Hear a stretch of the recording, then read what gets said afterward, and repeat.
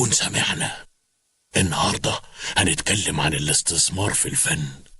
معاك قرشين عايزهم يبقوا 4، دور على شاب عاطل أو مكواجي رجل يكون متخانق مع الزباين، بشرط يكون صوته وحش قوي. لبسه وقيفه وامضي معاه عقد احتقار.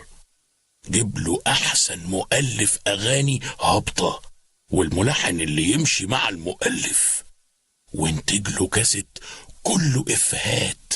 المهم إن اللي يسمع يضحك عشان مش فاهم حاجة.